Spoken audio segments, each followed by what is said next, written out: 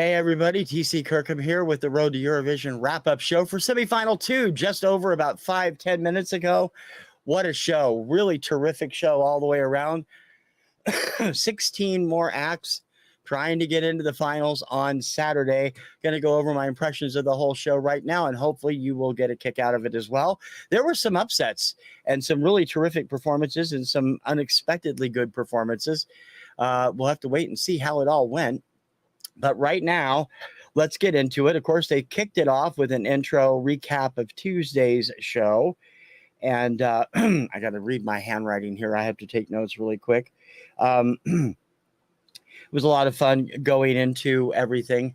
As we headed into the live portions, Denmark kicked things off. That is Riley and Breaking My Heart.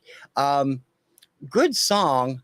But I wasn't terribly enamored with it from the beginning, and it kicked off with him doing what sounded off-key vocals to me. He corrected himself fairly quickly, so I'll give him credit for that. But I didn't know if it would actually hurt him or not in the long run.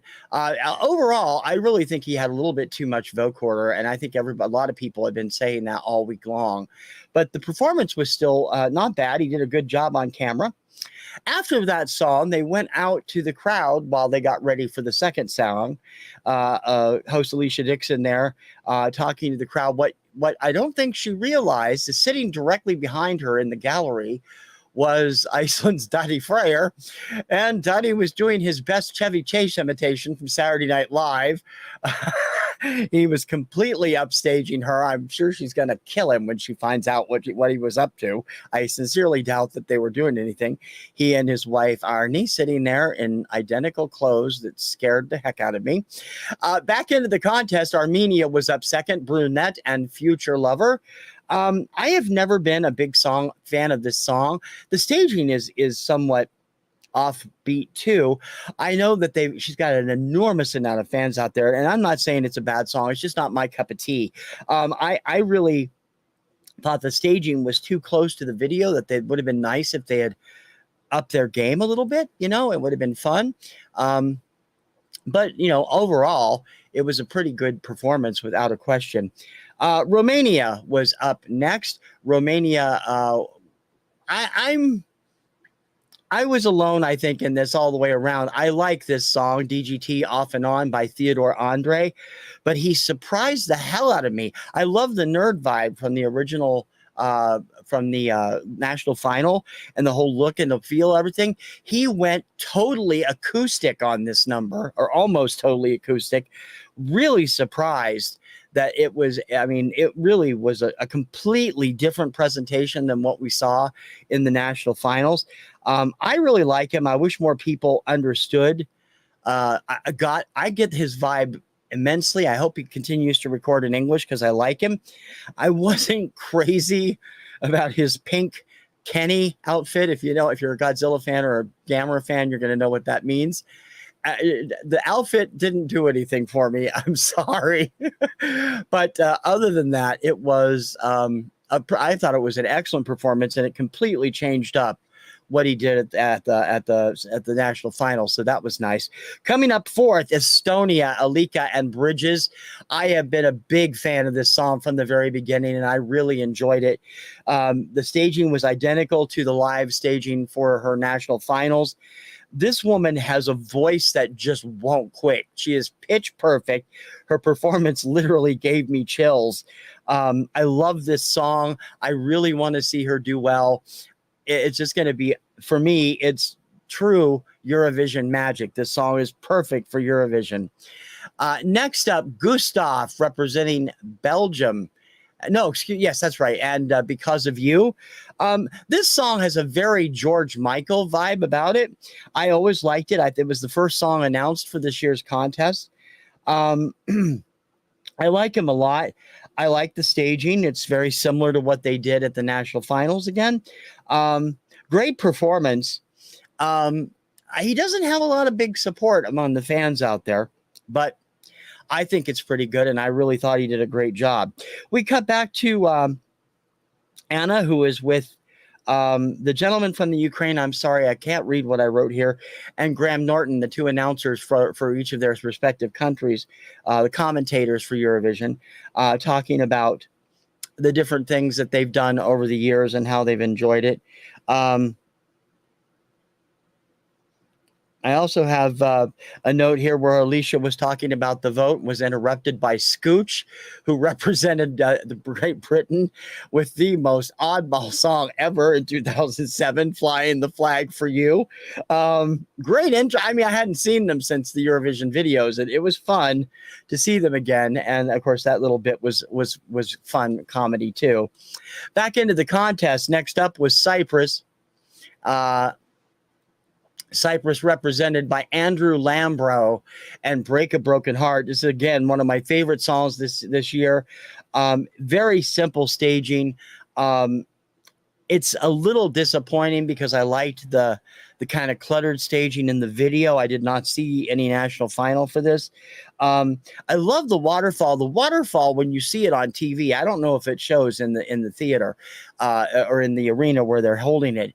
That thing looks real when you see it on camera. It's all digital. It's amazing how realistic that thing looks. I really impressed. I thought his vocals were stellar and a stellar performance. He can hit those high notes live. I didn't know if he could or not for sure, but I really thought that was terrific. We got a quick preview of a show for later in the show, and then it was on to Iceland, Dilja and Power. This song is good. The staging, I don't know how she sings and does that dance stuff at the same time. I really don't. I feel that way for a lot of the acts that appear at Eurovision. I'm not sure about the silver lame look. I don't really like lame on anybody, but there was gold lame and silver lame and pink lame everywhere tonight, both on the stage and in the audience. Good performance. I think she's really terrific. The song itself is not half bad.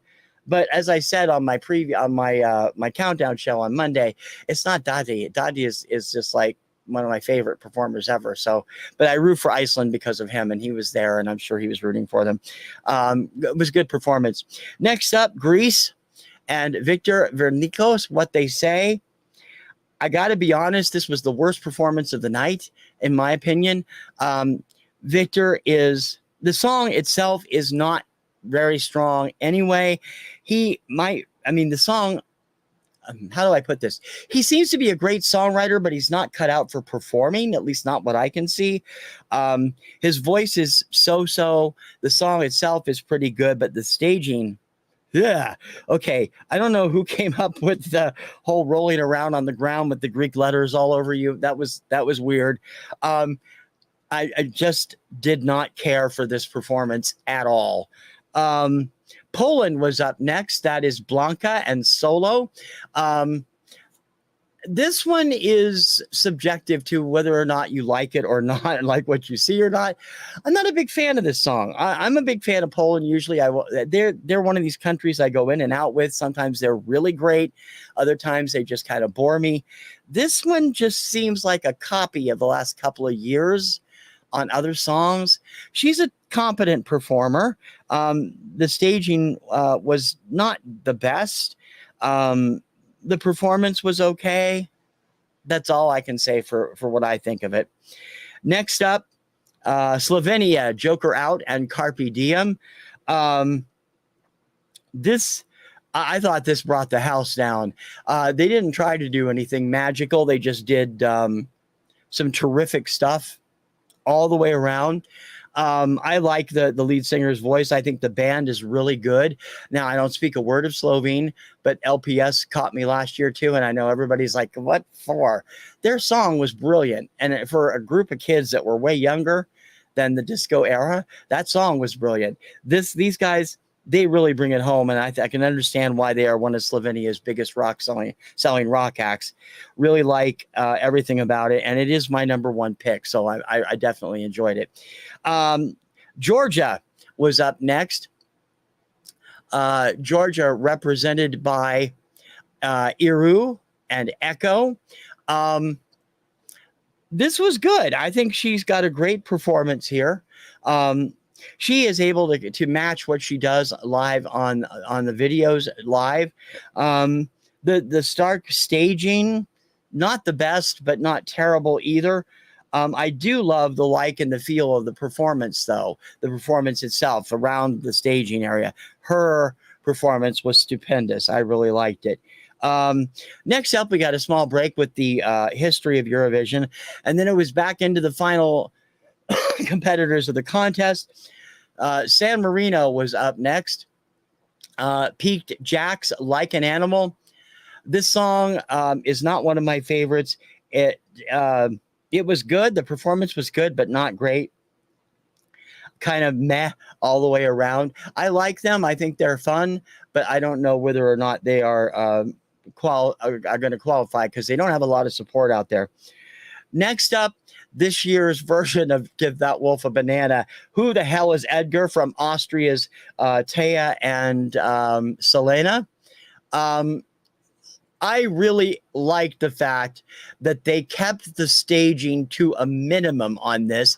They put all the crazy dance numbers on the video screens, which I thought was a stroke of brilliance. This song is just out there. It's funny. It's witty. It's clever. The dance beats are typical Euro dance beats. It's still a great song. It has a huge amount of support online. I thought the live performances were really fantastic, and I don't know whether it was Taya or Selena, which one of them, but whoever were rocking that pair of platform shoes, man, you guys can stand up straight. Next up, Albania. Albania represented by Albina and the Kelmendi family with Duye or Duhe. This was much better live than it was in the video. I love Albania anyway. I usually love them, but this year they were kind of leaving me flat. Completely wiped off the map with the live performance tonight. Fantastic all the way around. The vocals from everybody were spot on. They kept the staging and the maneuvers to a minimum. I really liked that. I thought they did excellently. They were on my could go through list, and we'll see how they did. Next up, Lithuania. Lithuania represented by Monika Linkti and Stay. Monica did bring her entourage of singers with her. That was a big help. I'm not sure who told her orange dress and orange platform shoes was a good idea. I've been calling her orange juice ever since I saw that outfit because I just, oh, wow. I'm not really fond of the song. It's not bad. It's not something, it's just not my cup of tea. I know there are people out there that like it. It's been in the middle. She's got a great voice though, but that outfit is, she gets the award for worst outfit of the night. Finally, we'll conclude the competitors with Australia coming in from there. And I feel like a fool on this. Australia represented by Voyager or Voyager and Promise. Real fun driving rock number. And I feel like an idiot because I didn't realize there was a woman as their lead guitarist until I saw it tonight. Never paid attention to it in the video or in the performance I saw earlier. Didn't even strike me. Man, she can shred on that guitar too. I like them. I like this song. Australia always does well, and I hope they'll do well this year. That wraps up this year's competition. And so now it's all over, but the voting was opened after that. Then we went to a United by Music special, highlighting Ukrainian history in music. The dancers, this was a little off-putting because it looked like the faces and stuff of the people they flashed on screen who I didn't recognize. I have to admit, I didn't recognize any of them.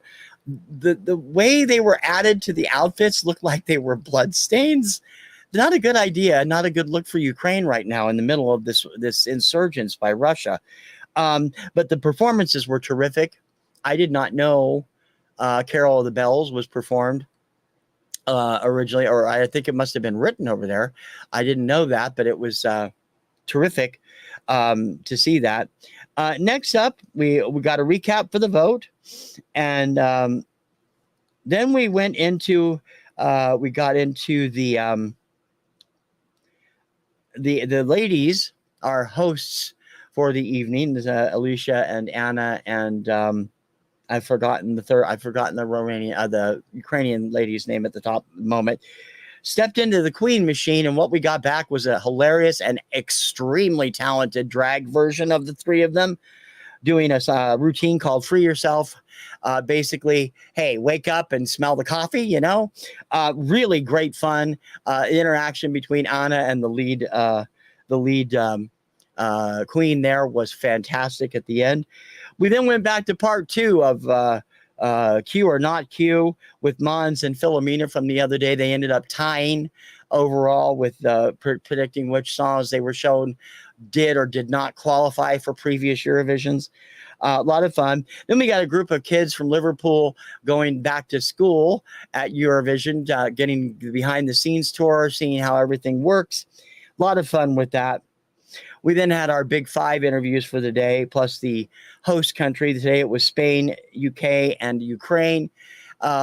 Great pre-recorded stuff and terrific interviews from there. And after that, we got the good to go from Martin Osterland. The 10 acts going through to the finals on Saturday, and there were a couple of upsets, people, are Albania, Cyprus, Estonia, Belgium, that one surprised me, Austria, Lithuania, another surprise, Poland, a huge surprise, Australia, Armenia, and Slovenia. So I got 5 of my 7 of the 70% from this morning's show went through. Iceland and Georgia did not qualify. Albania and Australia, which were on my potential fill-ins, did. I'm stunned about Poland. Poland had very little support from the fan community, from what I could see. At best, it was middling. So was Lithuania. Belgium, people have not really been happy with either. So those 3 going through, those are major surprises on my part. But it's definitely going to set the stage for a fantastic final on Saturday afternoon. It will air in the U.S. at 3 p.m. Eastern Time. That's 12 noon Pacific Time on the Peacock television streaming service owned by NBC. There will be some great stuff. The ladies will be joined by Graham Norton as host.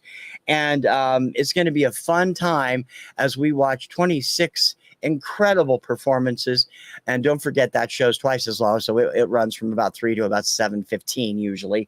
But it's going to be fun, and I will be there. I will have a complete recap and prediction show on Saturday morning. And I will also have a post show immediately after it is done with the winners information and all that stuff. Until then, thank you for joining me for this live stream on this road to Eurovision. I greatly appreciate it. And don't forget to check out my channel, TKR VideoCentral. We got all kinds of Eurovision stuff and all kinds of stuff, period, going on all the time. I'm TC Kirkham, the Kirkham Report. We will see you on Saturday. Have a great evening, everybody.